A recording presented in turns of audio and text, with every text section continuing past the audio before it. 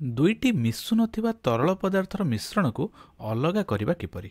जदि तुमे दुईटी मिशु नथिबा तरल को अलग करने चेष्टा करिवो, उदाहरण स्वरूप तेल युक्त जल किंबा किरोसिन युक्त जल, एमिति किछि दुईटी मिशु नथिबा तरल पदार्थ को आमे किपरि अलग करबा।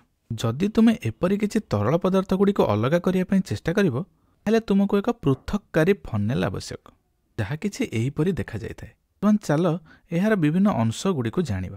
बर्तमान फनेल तल भाग में जो अंशटी तुम लक्ष्य करछ, यही अंशटी को आम स्टॉप कॉक बोली कही थांती, जार मुख्य काम हेउची एही फनेल मध्यरु बाहरुथबा तरल पदार्थ गुड़ी को नियंत्रण करिवो। एही तरल पदार्थर गति गुड़ी को नियंत्रण करिया पई एही नील हैंडल टी को तुमे घुराई पारिबो एवं यह एही तरल पदार्थर गति को सठिक भाव में नियंत्रण करिबारे सहाय्य करे।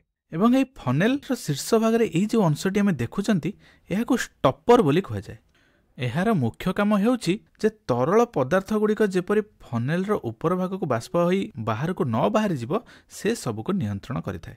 एही पृथककारी फनेल एठी मु लिखि देउची, एहाकू पृथककारी फनेल बोली कह जायथाय। एवं एही पृथककारी फनेल मध्यरे थिबा दुईटी तरल पदार्थ को तुमे स्पष्ट भाव में देखि पारुथबो। एवं एही दुईटी तरल पदार्थ मध्यरे जार सांद्रता बा घनता अधिक, ताहा आसी तले बसी जायथाय।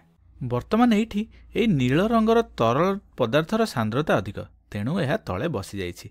वर्तमान तुमे एही हैंडल टी को घुराई एही नील रंगर तरल पदार्थ को फनेल बाहर को बाहर करि परिबो एवं एहा तले एमती किछि एक बिकरटीए रखी यही नील रंगर तरल पदार्थ को संग्रह करिपारिबो।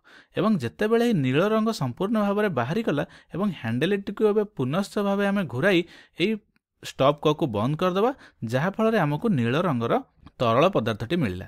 एवं तापरे पुनश्च आम कौन करवा ना ये बिकरटी को बाहर कर अन्य एक बिकर रखी यही हलदिया रंगर तरल पदार्थ को हैंडल को घुराई ता द्वारा बाहर करवा, जहा फल आम दुईटी तरल पदार्थ को आम संपूर्ण भाव में पृथकीकरण करिपरिबा।